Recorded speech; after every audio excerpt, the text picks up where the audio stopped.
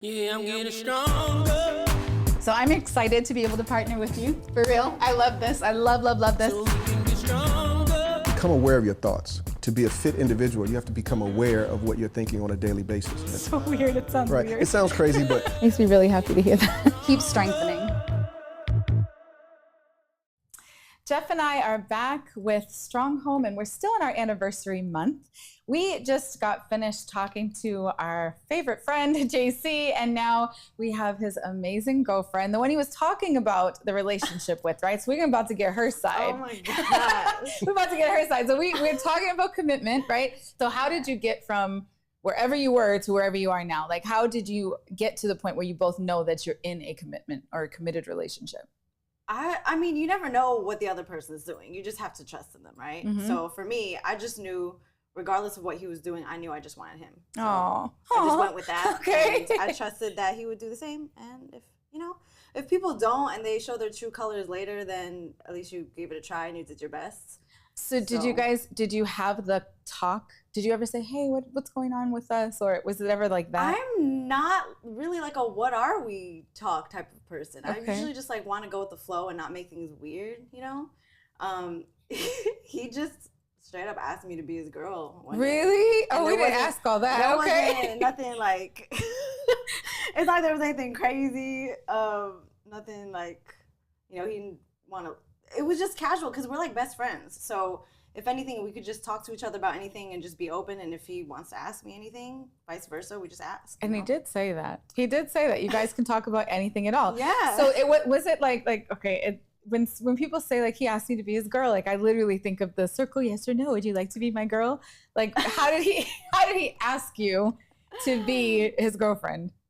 and why did you put that little voice on when you just? Because it reminds me of the kids, Okay. like in elementary school. It's like, do you want to be Well, my girlfriend? Because I feel like a lot of women want to be asked like that still. Yeah. It's cute. Wait, the circle yes or no? Well, I mean, no, not necessarily like that, but like they want the question rather than to just be wondering. Yeah. What that looks like. Which is why they usually bring up the talk. But I'm like, I don't need to bring up anything because I feel like that's on his time. Like if he wanted me to be, then I would be. Yeah. And yeah, he did that. So he came to you and was just like, hey, I want to know if you'll be my girlfriend. It was actually after a bomb Valentine's Day. Oh, so it was planned out. I don't know if he planned it. I think he just felt it in the moment. He was probably like, oh my gosh, this is great. So do you Let's suggest, just do this? is that how like women, do you suggest that's how women should move?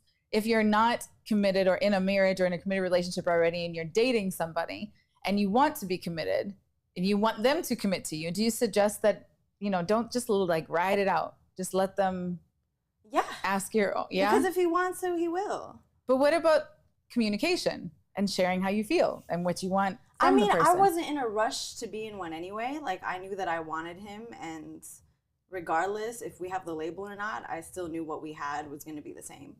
And honestly, we actually talked about this in the beginning. We said, I was saying that like labels kind of can make things worse sometimes because suddenly women like to put a leash on a guy the second that, they just change. Things always change. And we just get in this girlfriend mode that ends up being off-putting to the guy almost. So I was like, even if we don't have the label, I feel like as long as we're having fun, enjoying each other, then it doesn't even matter. See, that seems like a really easygoing person. And for a female, and I know we've had conversations before where you've mentioned like you tend to take the guy's not side, but like perspective more, where you really can understand like the guy whisperer, like you understand how they think or how they feel. Yeah, and it's kind of crazy to me that a lot of women are the opposite, because you would think in a partnership, y'all would want to make each other, like respect each other and make each other feel the way you would want to feel, But a lot of people don't do that. I think in relationships, it tends to be so one-sided, and it's a lot of women are like, you make me feel like this, you do that, but they don't really take accountability for their own actions and how they could be better. And I think relationships would work out if you just listen, like if both parties just listen to each other and communicate, like a lot of women don't listen to their man.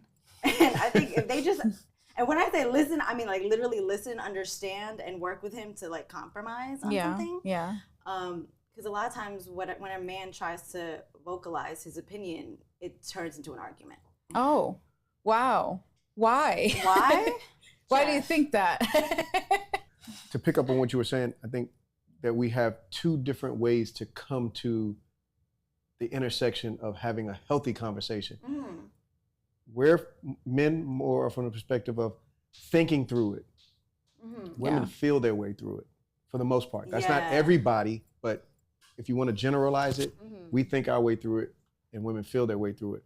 And so when that feeling hits the thought, But see, that's the problem. And I'm not saying that, healthy relationships, you're not going to fight, because everyone's going to fight at some point. But I think the way to minimize the arguments is to have a calm conversation. And if you're not calm in the moment, if you're heated, then take the time you need to calm the F down so that y'all could have a normal adult conversation. That's like fair. a lot of my friends, they're Latina, they're spicy. So they just just yelling, throwing plates and stuff, and they just get, it's like, and then you wonder why your relationship isn't going well. Like, have a normal conversation. And if that's supposed to be your best friend, they're going to be understanding of you. So you should be understanding of them. And you have a really calm demeanor, don't you? For the most part. I feel like you are, and I feel like JayCee definitely is. Even when he gets like in his opinions, it's still very respectful and still like calm. So what about the people that don't have that demeanor? Like, I'm Italian and Black. I don't know, babe. Am I quiet? Like, do you feel like I have the way she even asked? Well, you scare me a little. Like, am I, babe? So one thing is that it's scientifically proven, not 100%, but across the board for the most part, women use more words than men on a daily basis. So I'm sorry. Yeah. And so I wish we didn't, honestly. I'd be annoying myself when I hear myself. Me too. It's not a lie. For real. Go ahead. So that's one of the things, is that we already come to the party with, I'm not going to speak as much as you. You're going to speak probably twice as much as me. Right? So we need to have a level playing field of, just because I'm not saying as much doesn't mean what I'm saying is not as important. Right? And just because you say more or say it with an attitude doesn't make it more important than what I'm saying. So there's a foundation that needs to be laid. And that's probably where a lot of the challenge comes, is where we haven't set the proper foundation to start. Right. And so I always say, if you've already been in relationships before, you've been trained by somebody, I've been trained by somebody. Now that we come to this new relationship, we have to be willing to recognize that that training may not fit this situation. And the way that I acted, or the way that I conducted myself, whatever that is, whether it's from communication, whether it's to how I express a feeling, a thought, an emotion, it may not actually be the best for this relationship. And so just because like one of our things is, she did things that worked before, and they may have worked magnificently, but they don't work for me. And so there's got to be a willingness and an open-mindedness to say, okay, even though it worked for me in the past, this may not work for my guy now. And I did the same. I thought, just because, like, you have a checklist, I do A, B, and C, and I get D. Like, that's the result you get. That's what women, I'm saying. A woman will say, I do A, B, and C, and she's going to get the result. D. Get D. Yeah, that's why see, we keep having these women. Sorry. Proceed. Okay. Well, it's kind of like, that's your intention is for us to know that we know what we're going to get if we keep doing this repetitively, but it's not going to work on every man. That's why I communicate. Yeah, that's my point. That was my question. That's what we were talking about too with communication, is what level. So when you want to be in a committed relationship, where does communication come? What, can't you just say, hey, just so you know, this is how I'm thinking. This is what I'm thinking. This is what I'm feeling. I want to be in a committed relationship with you, or I would like to be in a committed relationship with someone. So one thing we were talking about was that the men feel like, as long as they say, hey, I am with you, but I don't want to be in a committed relationship with you. At least I told you. You see what I'm saying? Like, I think it's fine to voice that, like, if you want that, but I don't think that a woman should expect like a mutual answer necessarily. Like, it's like, if you feel like you want to let him know how you feel, that's cool. But then if you have expectations and like, this answer, whatever he says right now is gonna make or break us, like, then that's fair. That's when it gets kind of bad, because like, but at the same time, y'all should just be on the same page, really, because that's when the vibe is right. Like, if you guys are both feeling it, then it just kind of just works out and just flows. And that's the other part, is why, I've never been in a relationship like this, so this is why I asked those questions. Have you ever been in a relationship where you are falling so hard for a person and they're just not feeling the same way? Me either. I feel like I wouldn't be falling. For me. Okay, been like, that's But does that mean you were giving off the wrong vibes? No. I'm pretty forward, especially if I don't want a relationship. I'll make that clear very early, and then people like just Well, you know what happens? So people have conversations in their head without you being there, and they'll fill in the blanks even though you're not there. So they're having a conversation with themselves about you, and they're building a relationship that's in their imagination. That's crazy. And so that's where some of the problem comes, because we have such a vivid imagination and we have the ability to think and believe that we can manifest everything that we want. It doesn't work that way. Yeah. So I can have a conversation in my head, oh, Jenny likes me. Well, Jenny just said hello in a nice way. Right. Just because Jenny said hello in a nice way doesn't mean she likes me. No, you're right, or that's my favorite color. You just happen to wear my favorite color today. And because you wore my favorite color, I'm looking for a sign. Mm-hmm. You just happen to wear my favorite color. And in my mind, I'm like, she did that for me. I'm having a conversation with myself without you being involved in the conversation. And so I'm filling in all these pieces. And then when you come back and say, oh, I wasn't feeling you like that. You were like, you led me on. Wow. No, you had 15 conversations and I wasn't there. That's crazy. A lot of people do that. Time to get to know someone and read their body language. And I mean, you never really fully know someone. I feel like you'll see whatever they choose to show you, but you can learn someone and learn like how they feel in a sense, or like how they think, kind of how they operate, and you can so we just said based that off that. time is one of the factors that you have to put into the equation. Mm-hmm. I need to have some time, and some time needs to pass with us around each other in certain different atmospheres and in different circumstances for me to see, like we were just saying with JayCee, we need to see how do you react when JayCee says yes, right? But then how do you react when JayCee says no? Mm-hmm. Are you the same? Is that same energy? He hasn't said no to anything. Okay. Him either. So when he says that, like literally all these years, he has never formulated those two letters together to me. He always says, sure. Well, because even if there's something that he'll disagree with you on, he'll find a way to like say no without saying no, and still make you feel good about it. Yeah, and like, so you're able to accept it. Yeah. So that's not a hard place to be in because they're so graceful. And I know there are some men that don't do that, but I think they should learn. Like maybe that's one thing we add to the class. We just said we were going to put a class on how men, what was it again? Hold on, what? How men say stuff and how women hear it. Yeah. Like a class just to understand each other. Like how you said you have to be on the same page. Right, but that's a class for both parties, right? Or absolutely. Is that just a no. Okay, no. Because women need a class too. Absolutely. What do you think we need to learn? What's on our class? Oh my God. What? Can we just unlearn everything our exes taught us? Oh, that's fair. And relearn with like each new partner? See, that's the hardest thing to do in the world is to unlearn and learn at the same time. Learning and unlearning at the same time is a difficult thing to do. It is, and it's also about like just compatibility. Yes. with the person that you're with. If you choose that wrong person that doesn't like push you to be better, and they just bring the toxic out of you, then it's just two toxic people just fighting it out and nothing really gets resolved. Yeah, so true. So looking at from the perspective of commitment, when you're in a committed relationship, what does that look like? What does that look like? Okay, you're not with anyone else. That's obvious. But what else does a commitment look like in your relationship? I look at it as like just being committed to anything that you care about. Like say you're committed to a job. A job or something that's something that you love. It's like if you're dedicated to this, you're gonna give it your all, right? You're gonna put 110%. You're not gonna like half-ass it. Mm-hmm. Can I say that? Half-butt it. Okay, yeah. I don't know if y'all curse on this channel.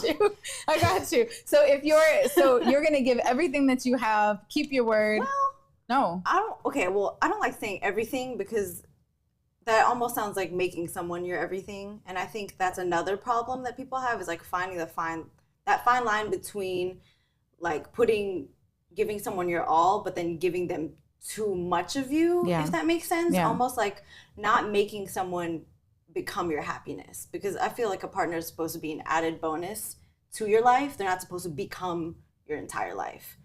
And whenever someone isn't that added bonus, a lot of times there's just that added stress. And Yeah. at that point, you don't even need it. Like, Yeah. it makes you worse than you were when you were single. Yeah, At that that's point, you true. might as well be single. If you're happy you're single.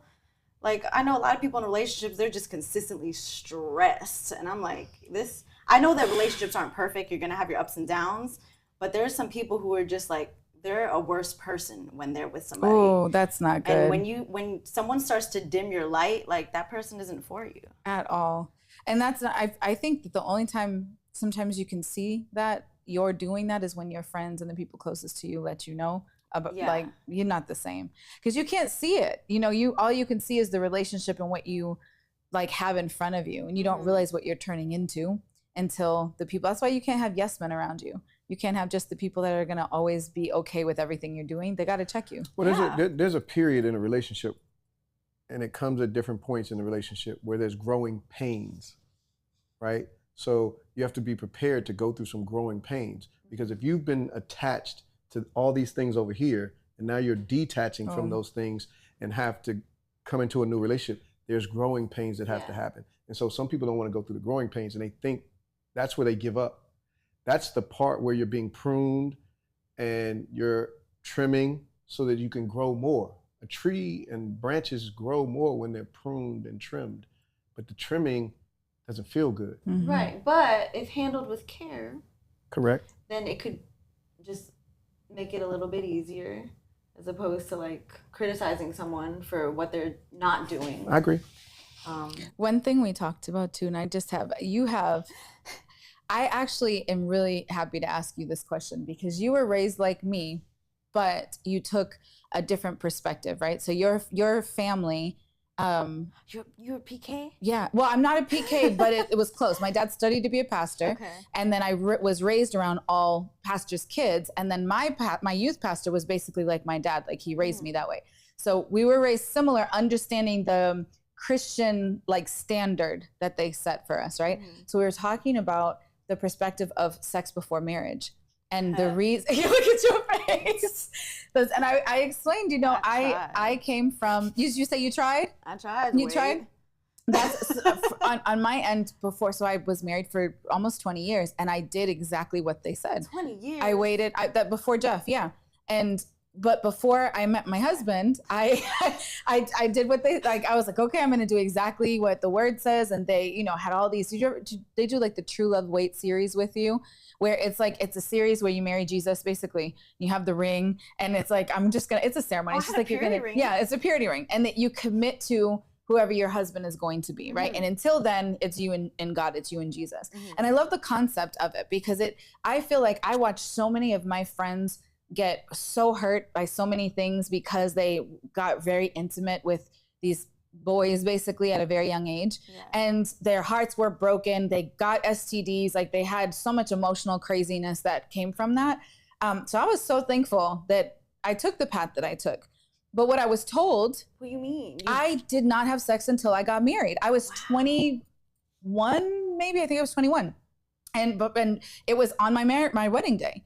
So what's crazy is that what they said was, you are going to be wrapped up in like this beautiful ribbon, and this your husband is going to unwrap you, and you're going to be the gift to him, and this is what, and it was supposed to be this beautiful thing. Now what they didn't tell you is what it was going to feel like, what your emotions were going to be, how long it was going to last or not last. Like, they didn't say nothing about it. We had no details. So Jeff and I talked after we got married. We had this conversation about having a actual class that would help pre-engaged couples and married couples, like, to understand what does that intimacy look like biblically, but then also to where, like, one thing that that your man was telling us too was like, you kind of got to know what you're getting into, type of thing. And how do you do that as a Christian too? Like, how do you do that to be able to still follow Christ and what the word says, but try to figure out, like, how is my light, how are we going to work out? What is that going to, you see what I'm saying? Yeah. So how were we raised similar, right? With that part? Yeah.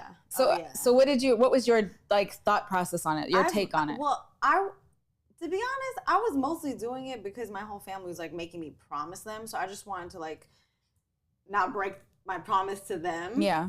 It wasn't really, because for me, I mean, I be breaking some rules in the Bible, you know, we all do. So it's like, I don't see the Bible as something that should be a handbook where you have to follow every single rule to the T. Like, I don't think it's like, oh, God's going to love me less now because I didn't do that. But to me, sex is something that is like, would you buy a car without test driving it first? Everybody says that sentence. Because it's accurate. Do you? Because no, but there's a difference between, and I guess it depends on where your faith, how connected your faith is, I guess, I don't know. Or like what your personal relationship is with God too. Because for me, I think there was just the fear of God with me where I was like, okay, this is what the word says, so I want to stick to what it says. And I want to just honor what it says. My thing though is I'm not exactly sure what I don't know how to say this, and I think the Christian's going to come after me for this, but I have struggled with how to raise my daughter as a result of my own experiences with that. And I've decided I'm still going to raise her knowing and understanding the word, and I'm still going to tell her what is right to do. I just don't think I'm going to judge her like the Christians tend to judge. Let me say, I did not wait. I was out there early and out there often. After having lived the life that I did, I wish I would have been committed to not doing it. My commitment wasn't to myself. I was committed to the world. Looking back, I wish I would have had a stronger commitment to say, I care enough about myself to not give myself to that many people, right? I was under the mind that I'm not buying a car unless I test drive it, right? And so that's how I lived. I realized when I came to enlightenment and have an understanding that just because I can do something doesn't mean I should, right? And some of those relationships set me up to potentially have failure in future relationships because I exposed myself to certain things that would potentially make it harder for my wife to be able to please me. Or I would have a standard that my wife may not even be able to meet based on some of the people that I engage with, right? And so I think that everybody has to make their own choice. And I'm not gonna say how to live your life, but understanding that there's value in preserving yourself for whoever and whatever that time is. And that when you like a Rolls Royce, you just don't let anybody drive a Rolls Royce, right? There's a select few people that if you had a Rolls Royce, you would let them drive it. That's how you got to look at yourself, but on a higher level, is that I'm not going to just let anybody drive me, right? Because I'm so valuable, right? And so, but when you talk about buying the car first or test driving the car first, when you have an understanding of quality, when you know the craftsmanship that went into something, you can buy a Rolls Royce without ever test driving it and know that it's the top of the line. Go ahead. Go ahead. But you don't know all the craftsmanship, you know, like I get what you're saying, right. But like sometimes like when you do get to like the intimate part of the relationship, sometimes that could be really, really bad. And I don't mean like. No, you're right. You're right. Like. There's some people, that's what she's talking about with the class. What she's talking about with the class is, I know a lot of guys that didn't have the experiences that I had, right? And so they don't know how to create passion. They don't understand the give and take. Like we were talking about this earlier. In order for you to have intimacy, romance, and passion, you can't just have two masculine people. You can't have a masculine female and a masculine man trying to kiss. Yeah. Right? Exactly. Somebody's got to take the feminine, and then we dance. We take turns. Even though I'm the masculine, I still have to let my wife kiss me sometimes. So I have to decrease in order for her to increase. So there are some things that men just don't know. They need to be taught, right? That this is a way to set the atmosphere so that things can be conducive to what you want. Well, not everything can be taught though. Like you can't see, I've heard guys say like, oh, you know, if you don't like how someone does something, then just teach them how to be better and over time. Like, but you can't teach chemistry. You can't teach vibes. So sometimes like if our bodies just don't align, then they just don't. But also I hear what you're saying because you could figure that out too in the beginning. I think that there's energy and there's frequency.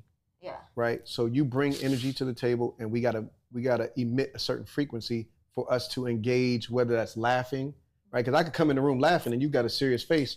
If my energy don't lift you up, then your energy is going to pull me down, right? So there's got to be an understanding of the atmosphere, right? And so when it comes to teaching, we were talking about this earlier. We're not all created equal when it comes to physical attributes, right? So everybody's built differently, right? So just because you got a key don't mean it fit into that lock, right? So that's where having an understanding of I'm not just a physical being, I'm a spiritual being. And so sometimes you got to tap into the spirit so that you can connect to the right person physically. If you're just doing it on an all physical level, it may not match, right? So there's a lot that goes into figuring out. And that's tough. Yeah, it's not just because you're pretty and I'm handsome that means that it's going to work. Yeah. Right? I don't gotta be like that, but like. Well, go ahead. I cut you off. I had to cut you. Go ahead.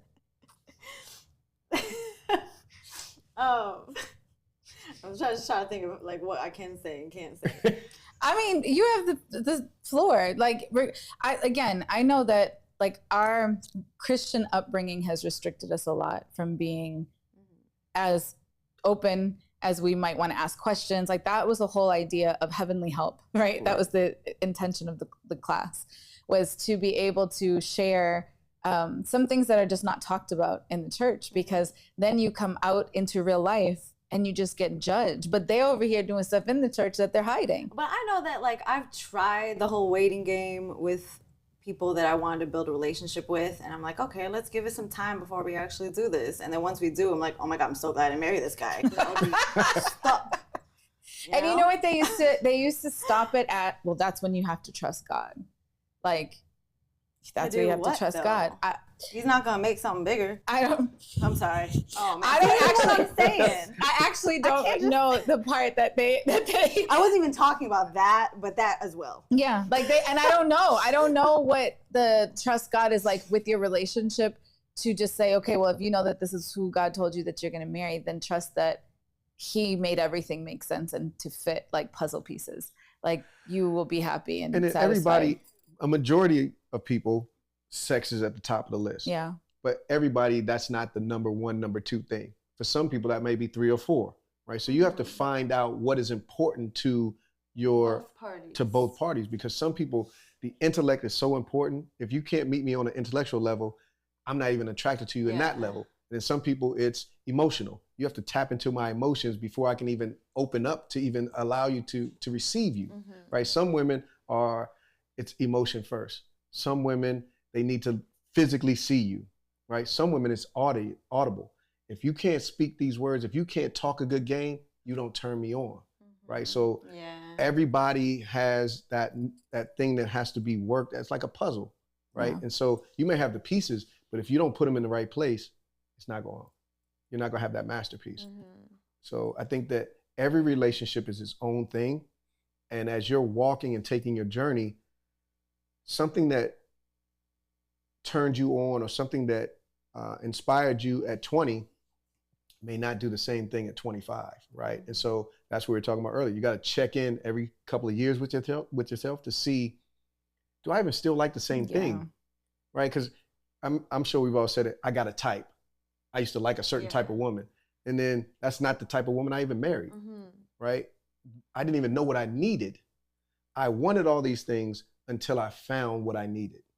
And then even when I found what I needed, I didn't realize that I could be so much better with this person. There's a moment in every young man's life when his hormones are raging and where he's working to figure out how to even control them. And you're probably more than likely guided by lust, right? And so when you meet a match in lust, there's pleasure in it, but you're not going to be fulfilled because it's only a physical thing, right? Now you need the other levels. I need intellectual stimulation. I need emotional stimulation. I need spiritual stimulation. That physical stimulation only lasts for so long. Now what, right? And if that's all we have, I don't want you. My body wants you, but the true essence of who I am is not going to be satisfied because I'm always going to be yearning for those other missing pieces. And so that's why we said, if that person is known in the neighborhood to give the best, you might as well just let them go. because they're going to lean on that. And you're That is so true. And it goes so the same for men. That's not what the world teaches us. You hear Cardi B and Nicki Minaj talking about put this on them, do this, do that. We don't even need to listen to them for like actual advice. At all. But I'm just saying, but this is what they're teaching our girls is I know, it's terrible. do this the best way, twerk right, put this on them. I'm trying to be polite with my words too, but they say these things and they say, like, go listen to the lyrics on your own. But they say these things and that's what they're teaching. And that's his whole point is you could learn all of that stuff and that's all you give. That's all you put is the best sex that you can give to your man. And then you're not working on any of these other things. Like I don't know if it's the best idea for women, for wives who are married to their husbands to care if somebody else thinks that they are good and better or not. To be honest with you, I sincerely wouldn't care if it came across that way because I know what the two of us have and what's important to my husband and what we need. But I know a lot of men are watching. I'm not going to put my wife on Thank you. blast or display in any way. To say that, Put that's what I'm yeah, saying. yeah. So I just had to clarify that because I'm glad he said it the way he said it because I don't need anybody in their mind thinking, I wonder how, don't need none of that. So none of that matters. And it's not even putting like your personal business out there like that doesn't even matter as much as the principle behind it. And let me say this. Sex is not a destination. It's a lifelong journey with your mate, right? You're sharing a level of intimacy that starts with trust. And we keep saying this all over, trust, transparency, and being vulnerable. For the average guy, it takes us years to become vulnerable in bed, to become vulnerable, to be intimate with your partner, because we've been taught and society continues to blast us every day to protect your manhood. You can't be soft. You can't let anybody in. So it takes time for a man to feel safe enough to truly be intimate. And that does not happen for the most part in year one. So you got to give us some time to go through the process because this is a journey into sharing our lives into eternity. Yeah. And if I just look at it as I'm going to smash you right now, I'm going to put this thing on you and I got you, I've lost right there because she's going to evolve. I'm going to evolve. We're going to change in seasons and these are cycles. And as we grow, I have to be willing to accept the process because she's just getting to know her body in ways she's never been 30 before. She's never been 35 before. So your body changes, your mindset changes, kids, spiritual things. So as she's evolving, I have to be available to say, oh, you want me to now just look at you? Because some people you can just look at somebody for a few minutes and they can be turned on. I can just talk to you softly and gently and that can usher in. Whereas before, I would just like take that off, do this, that, right? Now we're at a different phase. So it's understanding the connection that we have and trusting the process that sometimes my energy is going to be higher than yours and sometimes her energy is going to be higher. But does that mean just because I didn't meet you that night that it's all bad? Nah, it just means that we need to reconnect in another way or we need to discuss something or we need to change something. Or you might have seen something. That's where people grow apart. You go off during your day and you're at work talking to your girlfriends and they plant something in your head, but you don't feel safe to come talk to your man about it. So you're growing in another direction, but he don't even know you growing in this direction. So we have to have that, always have that bridge that whatever you're learning out there, whatever I'm learning out there, we come back, sit down and say, what did you learn today? What did you see today? In that line of communication. Yeah. And I think that, like you said, being safe is really where that comes from. And I feel like that all comes back to commitment. Like if you feel that you can be committed to a person, you're going to give as much of you as possible and you're going to be vulnerable and you're going to be honest and you're going to be transparent and you're in that position where you're giving that to that person. Now I can feel safe and now I can give you the best of me and we can have the best possible relationship, right? Yeah. Again, guys, we are in the month of commitment and in the month of just remembering that we're going to work hard to keep our word, to stay committed to one another, to do what we know is right to do. So let's just keep doing that together. Yeah. Keep strengthening.